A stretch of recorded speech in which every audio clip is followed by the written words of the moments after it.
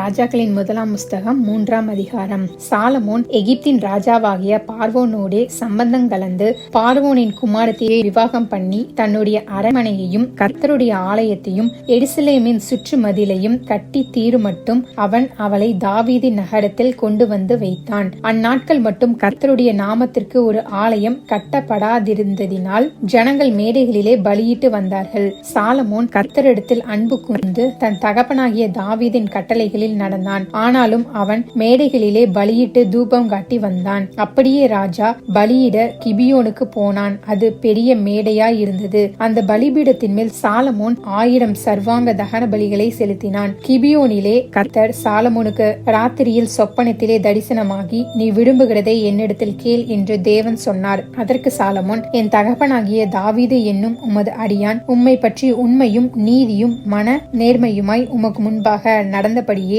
தேவரீர் அவருக்கு பெரிய கிருபை செய்து அந்த பெரிய கிருபையை அவருக்கு காத்து இந்நாளில் இருக்கிறபடியே அவருடைய சிங்காசனத்தில் வீற்றிருக்கிற ஒரு குமாரனை அவருக்கு தந்தீர். இப்போதும் என் தேவனாகிய கர்த்தாவே, தேவரீர் உமது அடியேனை என் தகப்பனாகிய தாவீதின் ஸ்தானத்திலே ராஜாவாக்கினீரே. நானோ வென்றால் போக்கு வரவு அறியாத சிறு பிள்ளையாய் இருக்கிறேன். நீர் தெரிந்து கொண்டதும் ஏராளத்தினால் எண்ணிக்கைக்கு அடங்காததும் இலக்கத்திற்கு உட்படாததுமான திரளான ஜனங்களாகிய உமது ஜனத்தின் நடுவில் அடியேன் இருக்கிறேன். ஆகையால் உமது ஜனங்களை நியாயம் விசாரிக்கவும் நன்மை தீமை இன்னதென்று வகையறுக்கவும் அடியேனுக்கு ஞானமுள்ள இருதயத்தை தந்தருளும். ஏராளமாய் இருக்கிற இந்த உமது ஜனங்களை நியாயம் விசாரிக்க யாராலே ஆகும் என்றான். சாலமோன் இந்த காரியத்தை கேட்டது ஆண்டவருடைய பார்வைக்கு உகந்த விண்ணப்பமாய் இருந்தது. ஆகையினால் தேவன் அவனை நோக்கி, நீ உனக்கு நீடித்த நாட்களை கேளாமலும் ஐஸ்வர்யத்தை கேளாமலும் உன் சத்துருக்களின் பிராணனை கேளாமலும் நீ இந்த காரியத்தையே கேட்டு நியாயம் விசாரிக்கிறதற்கு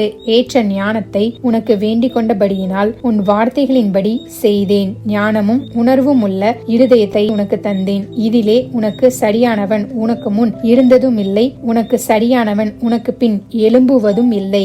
இதுவுமன்றி நீ கேளாத ஐஸ்வர்யத்தையும் மகிமையையும் உனக்கு தந்தேன். உன் நாட்களில் இருக்கிற ராஜாக்களில் ஒருவனும் உனக்கு சரியானவன் இருப்பதில்லை. உன் தகப்பனாகிய தாவீது நடந்தது போல நீயும் என் கட்டளைகளையும் என் நியமங்களையும் கை கொண்டு என் வழிகளில் நடப்பாயாகில் உன் நாட்களையும் நீடித்திருக்க பண்ணுவேன் என்றார். சாலமோனுக்கு நித்திரை தெளிந்த போது அது சொப்பனம் என்று அறிந்தான். அவன் எருசலேமுக்கு வந்து கர்த்தருடைய உடன்படிக்கை பெட்டிக்கு முன்பாக நின்று சர்வாங்க தகன பலிகளை இட்டு சமாதான பலிகளை செலுத்தி தன் ஊழியக்காரர் எல்லாருக்கும் விருந்து செய்தான். அப்பொழுது வேசிகளான 2 ஸ்திரீகள் ராஜாவினிடத்தில் வந்து அவனுக்கு முன்பாக நின்றார்கள். அவர்களில் ஒருத்தி, என் ஆண்டவனே, நானும் இந்த ஸ்திரீயும் ஒரே வீட்டிலே குடியிருக்கிறோம். நான் இவளோடு வீட்டில் இருக்கையில் ஆண் பிள்ளை பெற்றேன். நான் பிள்ளை பெற்ற 3ஆம் நாளிலே இந்த ஸ்திரீயும் ஆண் பிள்ளை பெற்றால் நாங்கள் ஒருமித்திருந்தோம். எங்கள் இருவரையும் தவிர வீட்டுக்குள்ளே வேறொருவரும் இல்லை.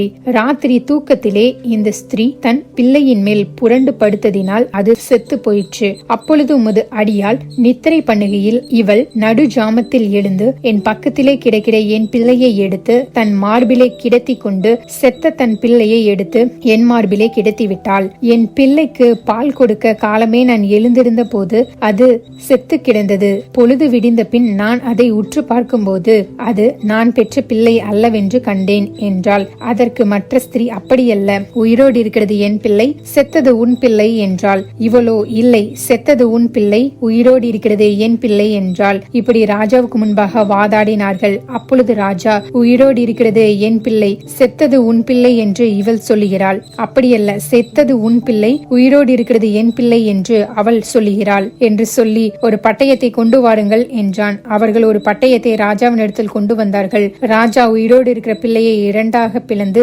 பாதியை இவளுக்கும் பாதியை அவளுக்கும் கொடுங்கள் என்றான். அப்பொழுது உயிரோடு இருக்கிற பிள்ளையின் தாய் தன் பிள்ளைக்காக அவள் குடல் துடித்ததினால் ராஜாவை நோக்கி, ஐயோ என் ஆண்டவனே, உயிரோடு இருக்கிற பிள்ளையை கொல்ல வேண்டாம், அதை அவளுக்கே கொடுத்து விடும் என்றாள். மற்றவள், அது எனக்கும் வேண்டாம் உனக்கும் வேண்டாம், பிளந்து போடுங்கள் என்றாள். அப்பொழுது ராஜா, உயிரோடு இருக்கிற பிள்ளையை கொல்லாமல் அவளுக்கு கொடுத்து விடுங்கள், அவளே அதன் தாய் என்றான். ராஜா தீர்த்த இந்த நியாயத்தை இஸ்ரவேலர் எல்லாரும் கேள்விப்பட்டு நியாயம் விசாரிக்கிறதற்கு தேவன் அருளின ஞானம் ராஜாவுக்கு உண்டென்று கண்டு அவனுக்கு பயந்தார்கள் என்பதே. ஆமேன்.